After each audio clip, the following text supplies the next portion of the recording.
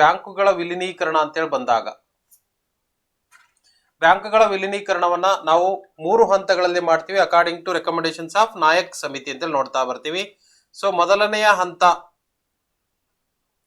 2017 April 1, ಎರಡನೆಯ ಹಂತ 2019 April 1, ಮೂರನೇ ಹಂತ 2020 ಏಪ್ರಿಲ್ 1.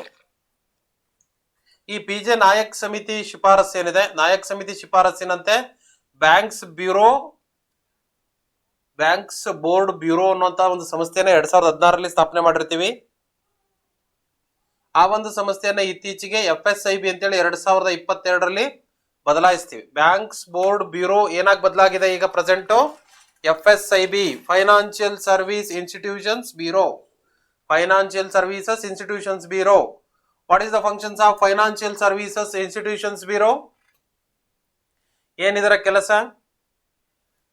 ಎಸ್, ಏನಪ್ಪಾ ಇದ್ರ ಕೆಲಸ ಅಂತಂದ್ರೆ, ಸೊ ಸಾರ್ವಜನಿಕ ವಲಯದ ಬ್ಯಾಂಕುಗಳಿಗೆ ಅಧ್ಯಕ್ಷರನ್ನ ಮತ್ತು ಪೂರ್ಣಾವಧಿ ಸದಸ್ಯರನ್ನ ನೇಮಿಸುವುದು ಮತ್ತು ಆಡಳಿತವನ್ನ ಸುಗಮಗೊಳಿಸುವಂತದ್ದಕ್ಕೋಸ್ಕರವಾಗಿ ಈ ಒಂದು ಸಂಸ್ಥೆಯನ್ನ ಸ್ಥಾಪಿಸಲಾಗಿದೆ ಅಂತ ನೋಡ್ತಾ ಹೋಗ್ತೀವಿ. ಪ್ರೆಸೆಂಟ್ ಬ್ಯಾಂಕ್ಸ್ ಬೋರ್ಡ್ ಬ್ಯೂರೋ ಇಲ್ಲ, ಫೈನಾನ್ಷಿಯಲ್ ಸರ್ವಿಸಸ್ ಇನ್ಸ್ಟಿಟ್ಯೂಷನ್ಸ್ ಬ್ಯೂರೋ ಇದೆ ಅಂತೇಳಿ ನೋಡ್ತಾ ಬರ್ತೀವಿ ಸ್ನೇಹಿತರೆ.